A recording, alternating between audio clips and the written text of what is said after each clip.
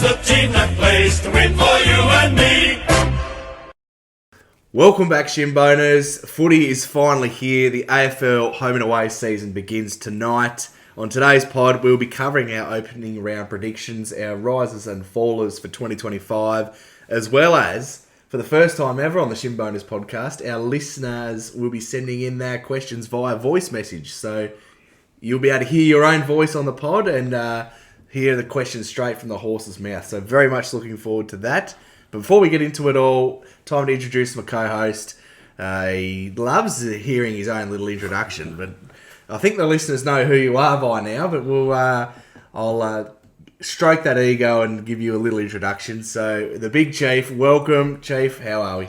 Thanks, Baz. Very well. Very excited about the footy tonight. And yeah, the listeners will probably enjoy hearing a different voice than yours or mine when they put their own questions in. Yeah. Or hear their own voice on the pod. That'll be exciting. We're actually getting into this century with the technology. Oh, yeah. Well, it's taken us this long to get this far. I wouldn't expect too much happening too soon. But no, I'm very much looking forward to that and to the footy tonight with opening round obviously being impacted by the cyclone up in Queensland, greater Queensland area. So yeah, southeast Queensland, northern New South Wales, and our thoughts and prayers are with any listeners up in that area, and we hope everyone stays safe, most importantly, and there's not too much damage.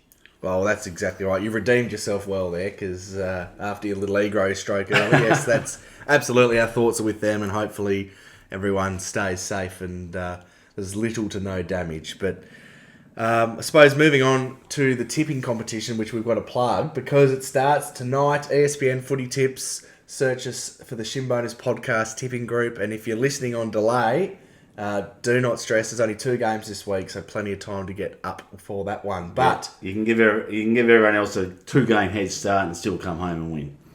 2 50-50 games as well, so yes. It's not exactly a round where you lock yourself in to get both right. I will have to give a shout out to our tipping sponsor, SC Rings. Fantastic to have them on board again, with the grand prize being the AFL tipping champion ring, like a sort of picture Michael Jordan for the Bulls with his 6 on. Yes. So that is going to be up for grabs. Basty's in the tipping group.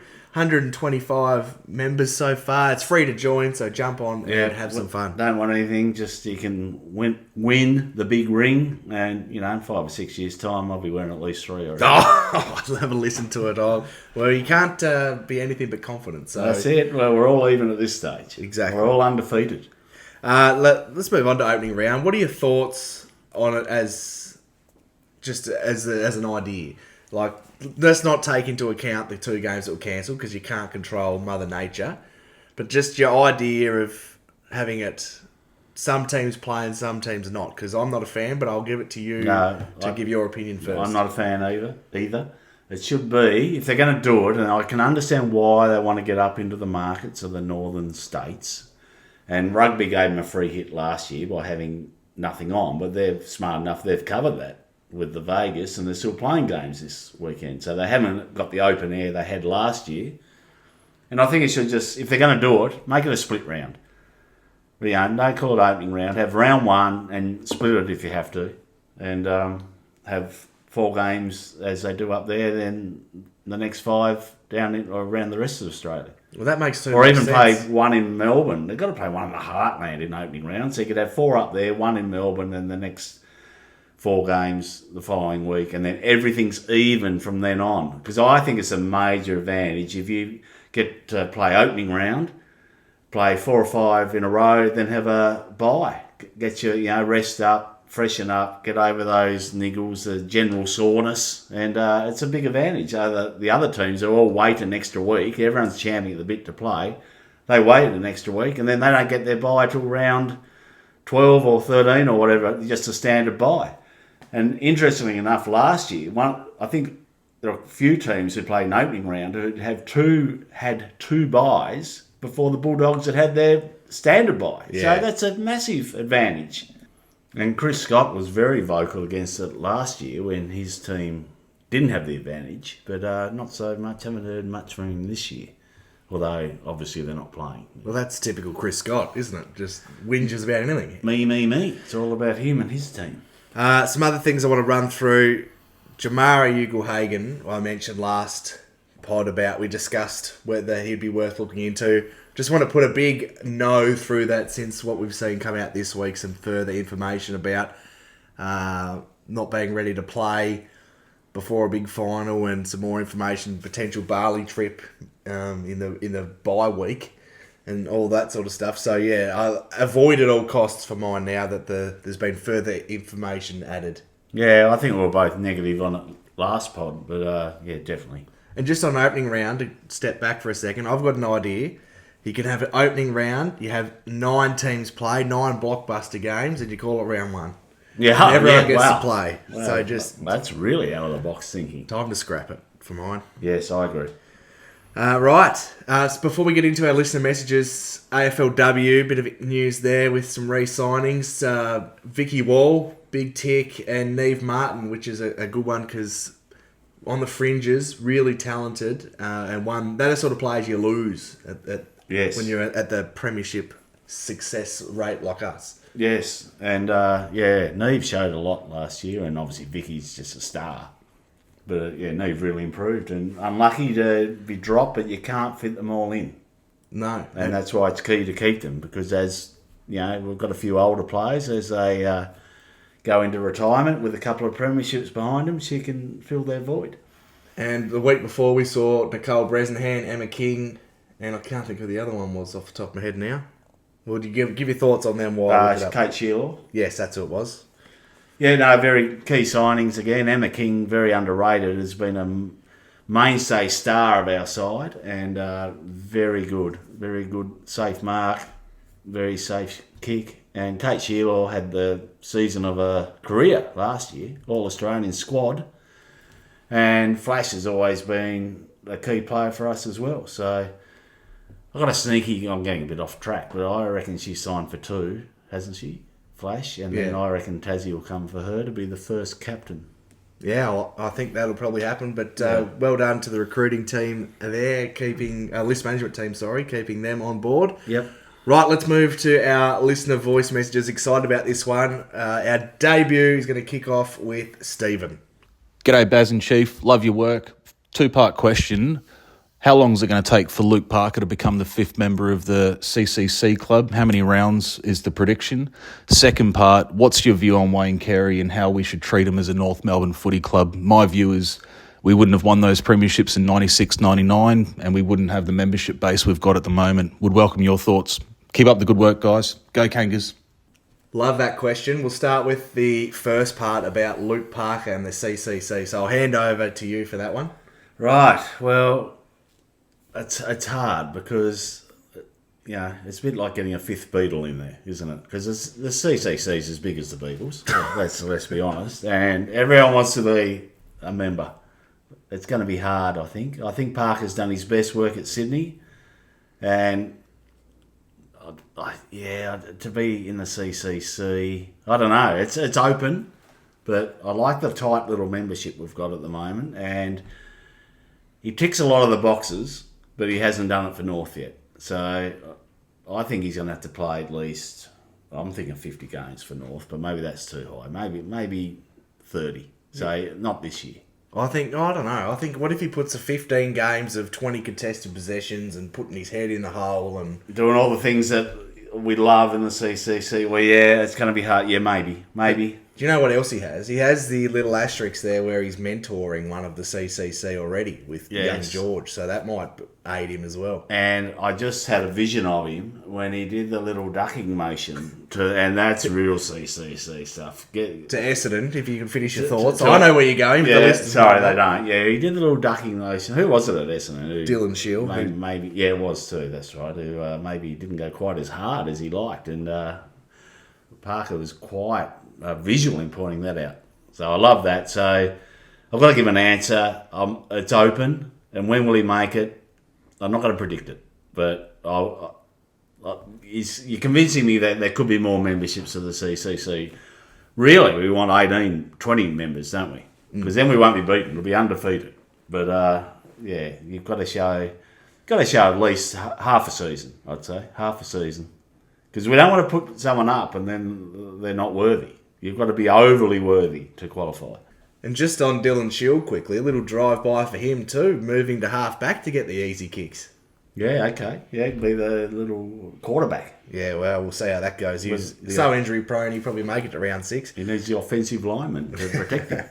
Right, to the second party question. Really like this one. I've wanted to discuss this on the pod at some point, so I'm glad you have given us the opportunity, Stephen, so thank you. The way that the club is ignoring Wayne Carey is downright laughable for mine. That's disgraceful. It is. And we saw at the practice match the other day, the club shared some photos of some former players there with their children. Thankfully, the socials of North fans showed the footage of Carey there with his young fella who he's looking like he's going to be about 6'4", which would be great. Yep. But and then obviously the 100-year anniversary, we didn't get to see him in that video either, celebrating the club. 2-time premiership captain, our greatest ever player. I'm not saying we have to put up stuff saying he's the greatest person ever, but the impact he's made on our football club is undeniable. Yeah, absolutely. Our greatest player, and I'll say the greatest player, AFL-wide.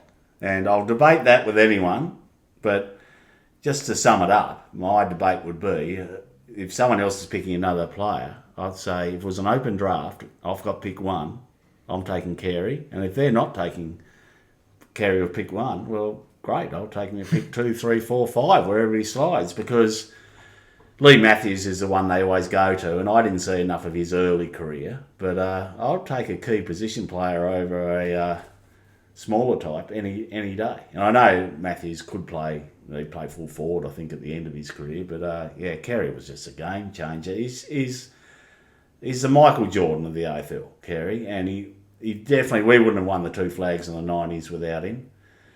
It was must-watch TV Friday night.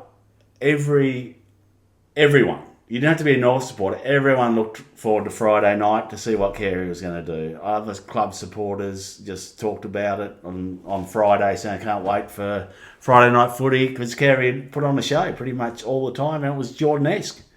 He made whoever his opposition look like they were school kids. And yeah, I think Jordan's the best comparison. And we haven't had anyone like that since, and probably never will again, to be honest, because he was just bigger than the club in a way, and how he's a human highlight reel.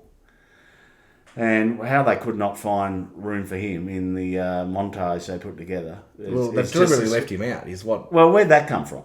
Was that a directive from right at the pointy end, or was it some middle manager type who thought, oh no, that's a bit, I've got to be a bit woke and not put him in? I just think it's really disappointing, because you don't see that from other clubs with their stars who have had dodgy pasts, like Ben Cousins. He's still celebrated at West Coast, for example. So, and much worse, he's not in jail or anything. I mean, he's made some mistakes, but we can't just wipe him from history. No, exactly, and especially when we're celebrating the history of our club and how vital he was in those premierships, and making us must watch and Friday night fixtures every week, about. So I think it's disappointing, and especially when he's got his young fella there, like that's the perfect opportunity to share some love. And good on him for coming down and putting himself out there. Obviously, his young fella probably wanted to come. He probably wanted to come as well, and just wasn't all about me. Just on the fence there watching, and put your arms around him. My God. And he's just our greatest ever player, and we've just got to show him, include him in our history. Because if it wasn't for him, we may well be history. I like it a lot. Next one, really excited for this one. We've got little Jimmy sent in one for us, Chief. So here he is. Hi, Chief. Hi, Baz. It's Jimmy here. Are we going to win the next game? Are we? Yes, Jimmy, we are. Lock it in. Get over there. Get to the game. Make Dad buy you really good seats to have a really good view of it, because we have to win, and I think we will win. And I think we're coming out of the doldrums. I think this is the rise of the Roos this year, and I'm very optimistic. And rewind to last year, I was very optimistic as well. But I think we can beat the Dogs. I think injuries have helped us. If we get through the next week of training with no injuries and put our best team out there, they'll have, 5 or 6 stars missing. We'll only have George Wardlaw, who'd be in our best 23 missing. And I think we can cover him with the 26-inch Pythons. It's not that big a drop from George to Wilfield. So I'm expecting a win, and I'll be disappointed if we don't. Yeah, I think it's time. The club just needs to win. No excuses. Go out there, get the 4 points, and show that we are serious about climbing back up the ladder. Yeah, you won't get the Bulldogs at a better time. No Bond, who tears us apart. Waitman's out. There's a little tip rat type. Got a lot of frees last time, and always manages to kick goals against us. Who's the fullback? I can't think of his name. Jones. Liam Jones is one of the better fullbacks in the league. He won't be there. Flom's lucky every time. Yeah, Trelaw's not there. There's 30-plus possessions. So, they're obviously going to be replaced by players, but they won't be the same quality. Yeah, the big question is, and we'll touch more on this in our preview pod, but the Sam Darcy effect. Like, he's still a star, and you're talking about an open draft where Carey would have been selected. If you did one today, I reckon most people would be drafting him in the top 5. No, of that draft, I'd take of any. Like, if you were starting on the football side, you'd be taking Sam Darcy in the top 5. 6'10", mobile, skill, perfect forward / second ruck. Yes, but we're not talking about the Bulldogs. We're talking that little Jimmy want to know if we're going to win, and yes, from me. Yes, we are as well, hopefully, and big thank you for sending in Jimmy, probably our youngest listener. Yep. And very good to have him send in, and it was great to meet him last year as well at UTAS on what was otherwise a pretty poor day. Yeah, that was the highlight of the day, wasn't it? Meeting a couple of listeners and none bigger than little Jimmy. Yeah. So thank you very much. Next up, we'll go to Jane. Hi, Bailey and Big Chief. It's Jane here. How do you guys feel about our defence right now? Are we happy with the current group to take us where we want to go? Or do we need to mix things up?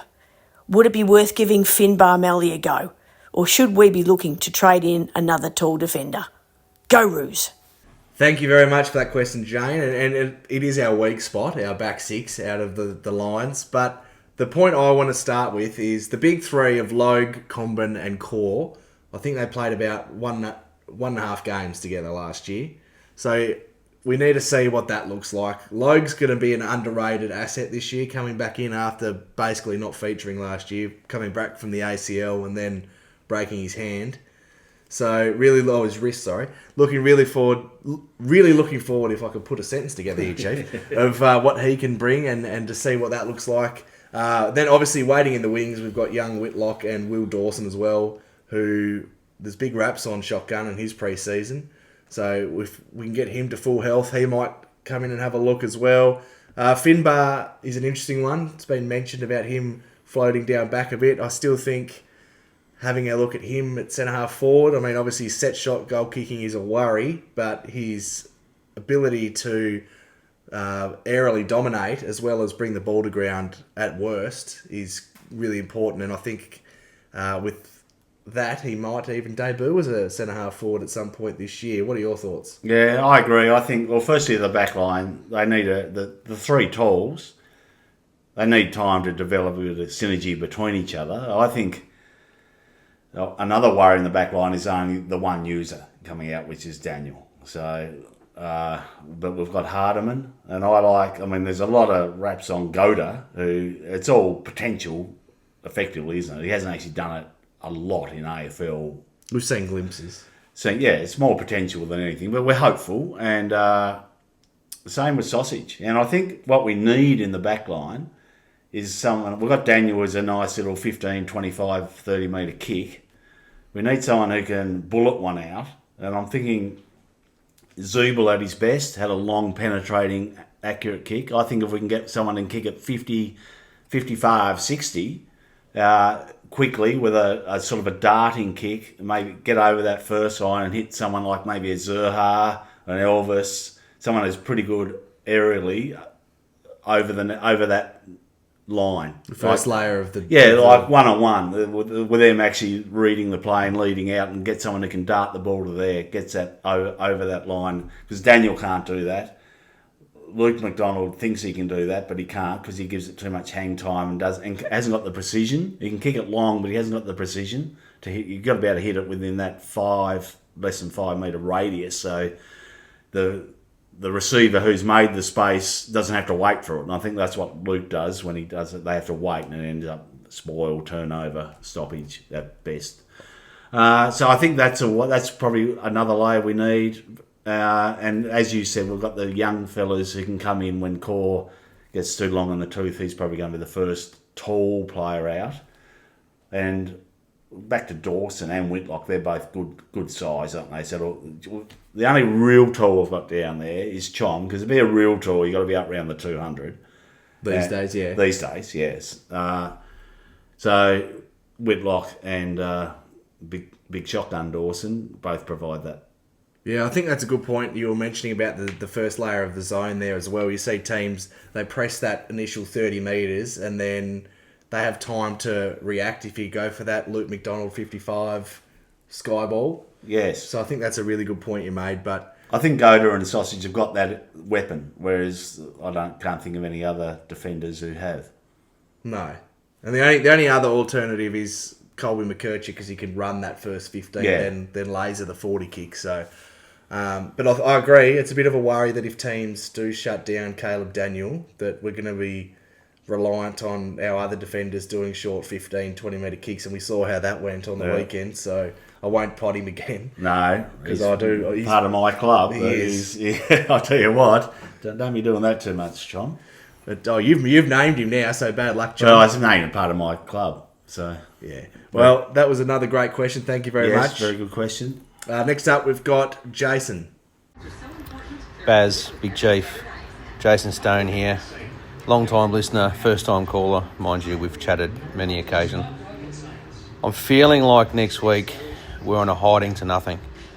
Whilst we've had a reasonable pre-season, haven't got a win yet, and we've only got minimal injuries compared to the Dogs who are absolutely riddled, it feels like if we don't win, it's a failure. Yet they're playing for a fair bit of pride too. I'm pretty confident, but I just want to know from you guys, what's a pass mark? Because Doggies might come out hard, we might not quite get there. What's a pass mark if we don't win? Cheers, boys. Keep up the awesome work. That's a great question. We were just like, you were changing gears in the background. Oh, I heard the car. I thought he's at the F1s. That's not for a couple of weeks, the car in the background. But yeah, great question. And we sort of touched on it a bit with little Jimmy's question, but I 100% agree with what he's had to say there. If we lose with all their injuries, we'll be potted. It'll be, they can't even beat a second grade Bulldogs outfit. And yeah, if we win, it'll be, we should have. So that's why I'm bullish on that we have to win. Interesting stat I saw during the week. In the last 100 games, I think there's only been 2 games the Bulldogs have played without Marcus Bontempelli. So I think that's going to be a bigger hole than just the talent that he has, but also the leadership and the rise that he gives the other players because of how much attention he draws. But great point. Honestly, if we lose by 10 goals, it's ridiculous. And this pod will be nearly pack it up. There's a Shimboner podcast. We don't give up. Look, there was a fair level of sarcasm in there, but yeah, I know. It'll be a step backwards. It'll be very negative podcasting.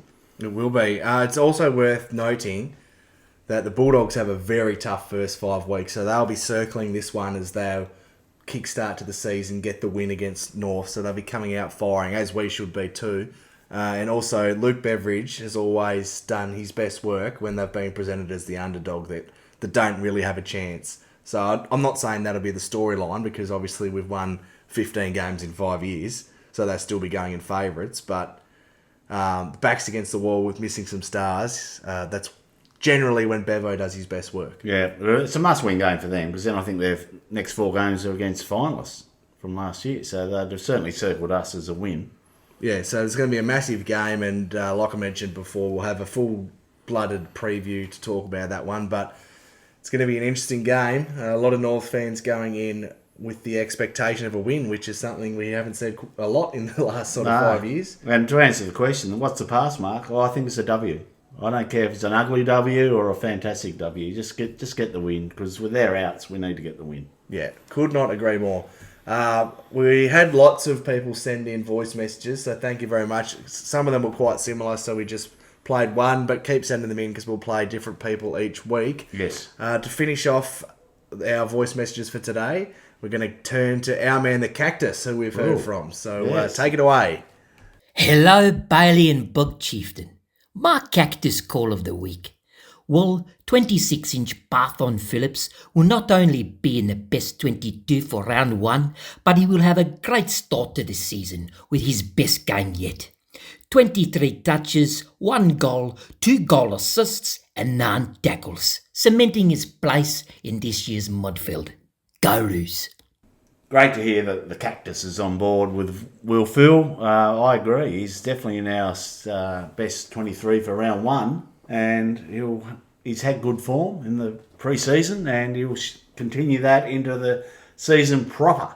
And I like the not line tackles because they're not escaping his pythons. No, and a big start to the year for the 26-inch Pythons, according to the Cactus. So looking forward to see that come true. Yes, and Will Phil, we love him. We've always loved him on this pod. We love his passion, and if he can cement himself in the team, he's on the watch list. Oh, not the bad watch list. No, the good watch list for the Luke Parker in the same category, CCC apprentice. Oh, but boy. he's got work to do. But he's the type of pull the jumper, mentioned Shimbona 16 times in an interview type operator that the CCC is looking for. I reckon that Clarko's going to hear this and trim it up and just put that last little clip about potential CCC member, give it to Will Phil pre-game as a bit of motivation. Watch him come out and dominate now. Yeah, but the CCC don't need motivation. It's natural.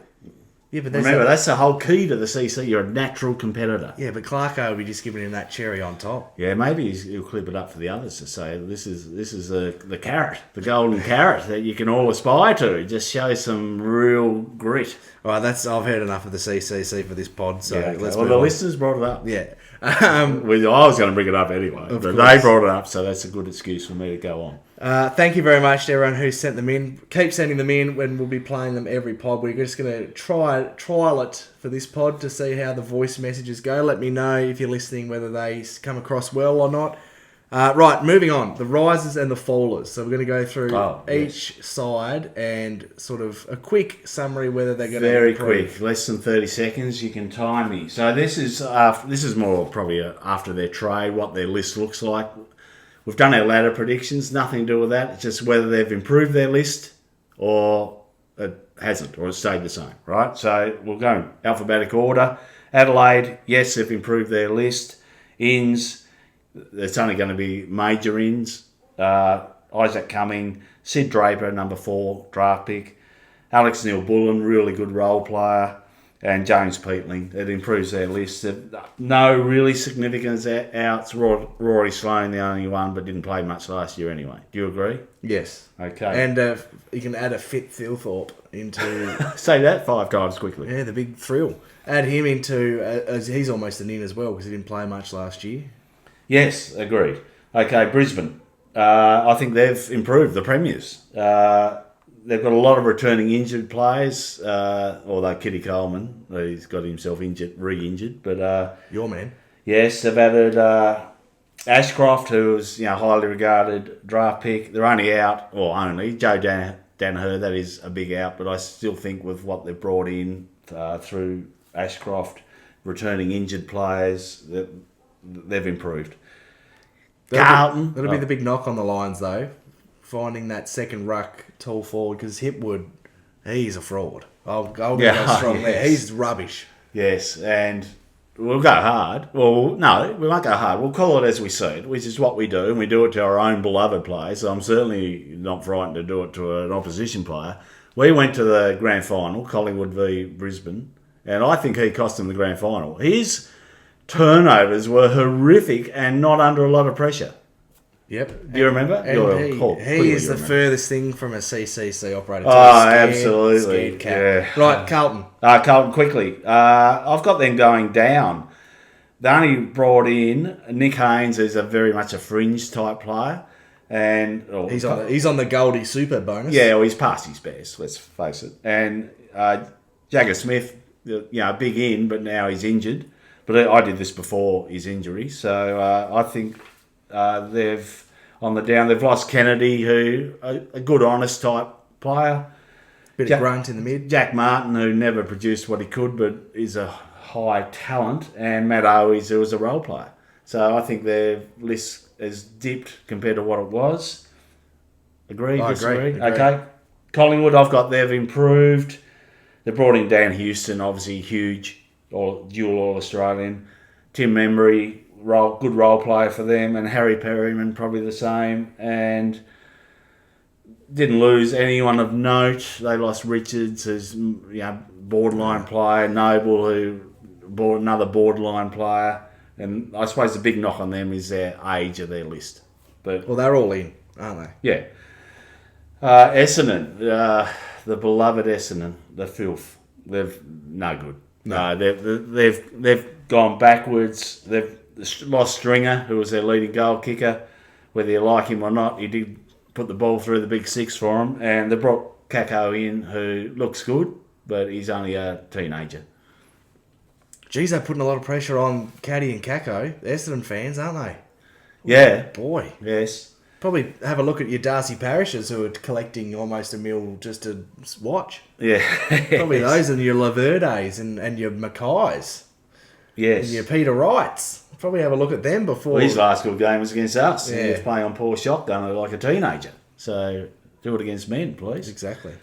Freo, hee-ho, massive improvement, I think. Bringing in Bolton, high draft pick Murphy Reid, and they didn't lose anyone.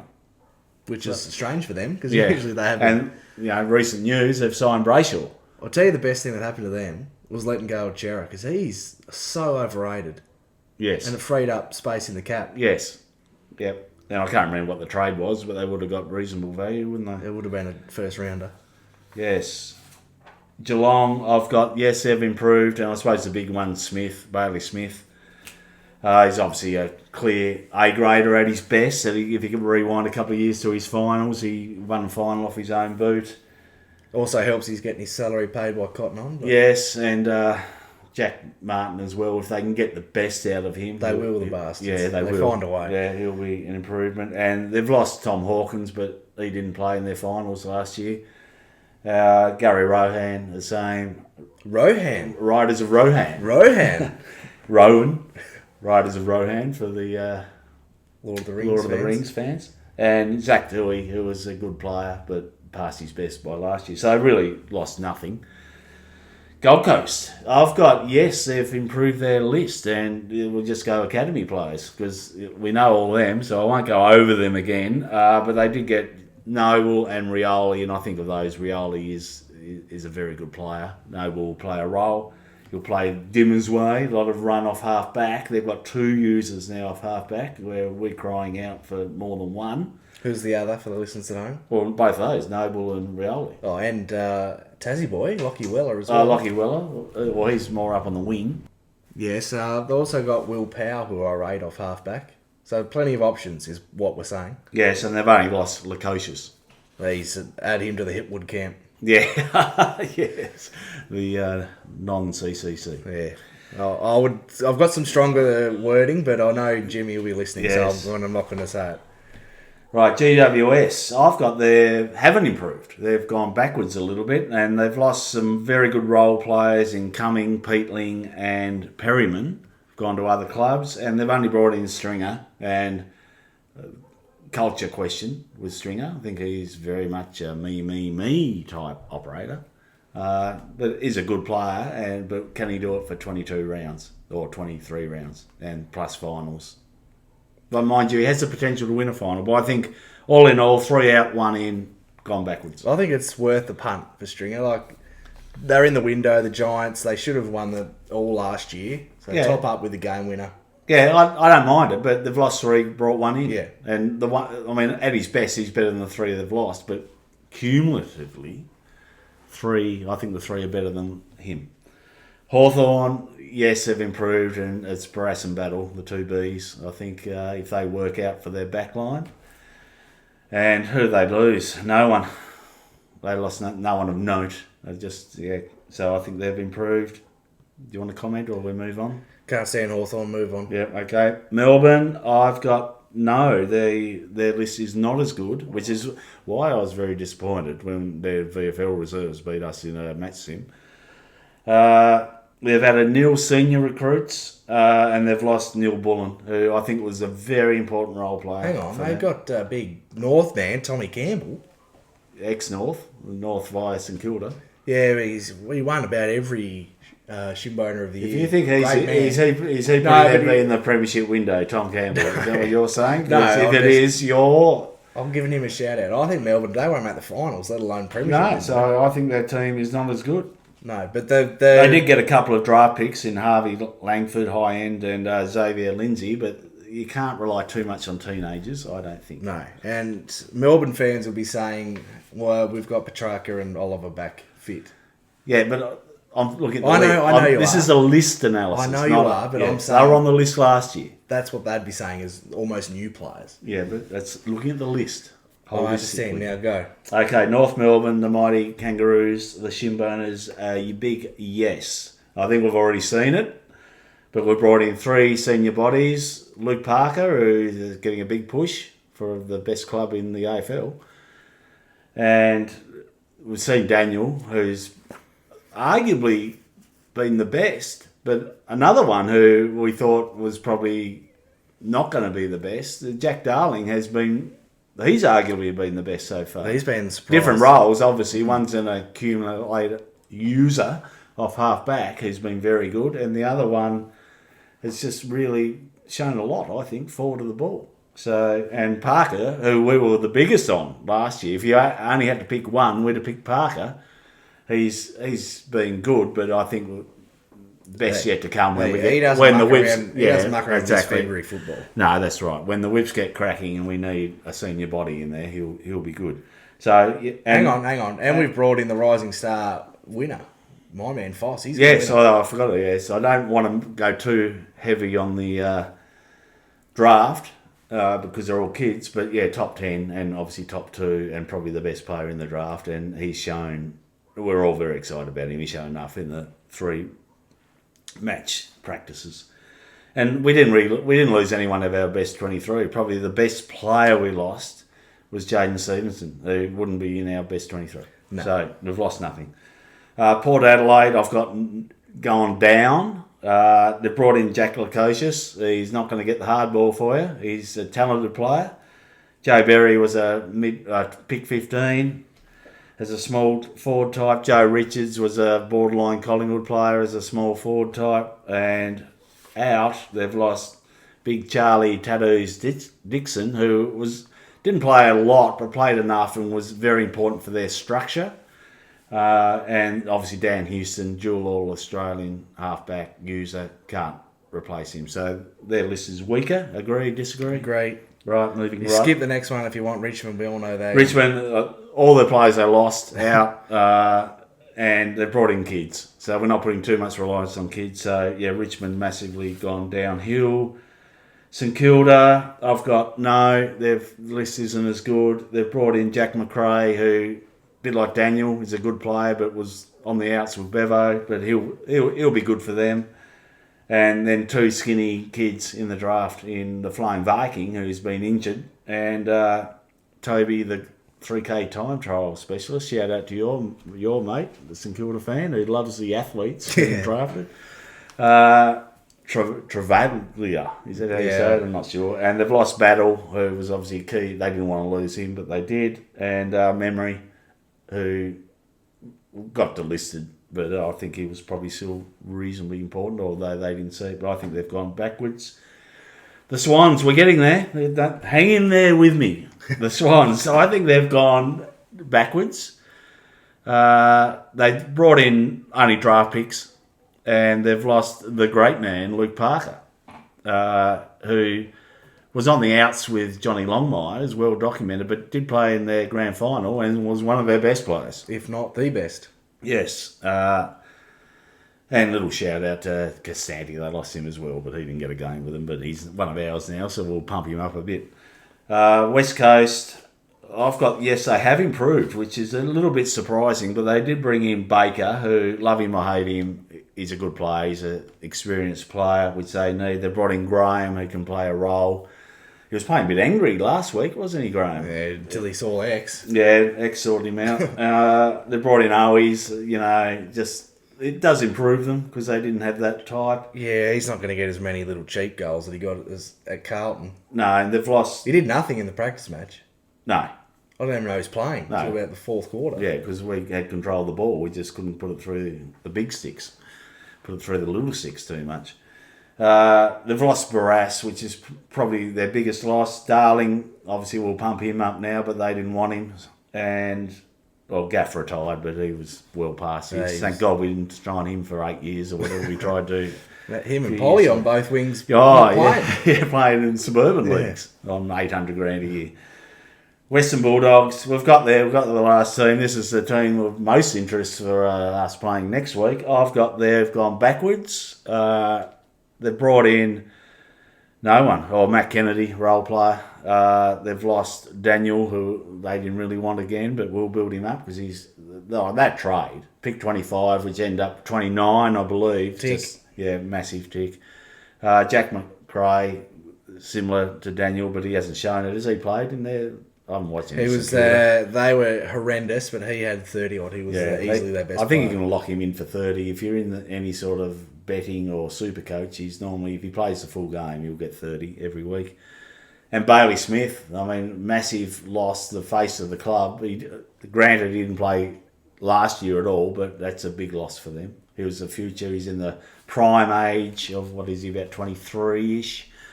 And just a star on Insta and all those things that I'm not on. Insta. I did not have the big chief rolling with Insta as on my bingo card of things to hear this pod, but we heard it anyway. Right, so with all that in mind, let's roll into our tips before we finish up. Yes. So tonight, opening game, Sydney against Hawthorn, and there's nothing I would love more, and I despise Sydney, but I hope they absolutely roll the Hawks tonight up at the SCG. Yeah, two teams I'm not overly fond of either of them, but Hawkball, right? We hate the name. And I'm not yet sold. I'm sold on Sam Mitchell. I think he's a good coach. And I can see why Hawthorn kept him or, didn't let him go to Collingwood, which he was threatening to. And unfortunately, fortunately for us, that got Clarko out and then to us. But I think he's a good coach. I think, did he catch the footy world by surprise last year? They were 0-5. We played them into form, and then they got on a roll. And it's all between the ears, a lot of footy. Once you're on the roll, and teams would no doubt underestimating him all the way, almost up to finals. Have they worked it out? Is there an antidote to Hawkball? And it's all small forwards, high up the ground, getting out the back? Or is that the way the game's going? That's an interesting watch, but I've gone Sydney. It's a long way to get to a tip, I know. But I've gone for Sydney, mainly because of their home ground. I think if you'd line the teams up, Hawthorn have got them covered. But I think Sydney have got the Hawks midfield covered. Yes, I'm going Sydney as well. Right, not by much. Fire through the last tip. Collingwood. I'm also going Collingwood, unfortunately. Too many injuries for the Giants, but I've had to wrap it up quickly because my son's just woken up. So okay. Thank you very much for listening. Please subscribe to us on all social media because you never know when we're going to drop a podcast. Turn your notifications on. Don't miss an episode. We love our listeners. Thank you once again for sending in your voice messages and engaging with the pod as you do. Yes, thanks very much. Quick plug again to our major sponsor of the tipping, SC Rings. Check them out. Calm the Kangas. Righto, guys. Enjoy the couple of games of footy this week and then get ready for our preview of the real stuff featuring the blue and white next week. Until then, go Roos! Good old North Melbourne, the champions you'll agree. North Melbourne is the team that plays to win for you and me.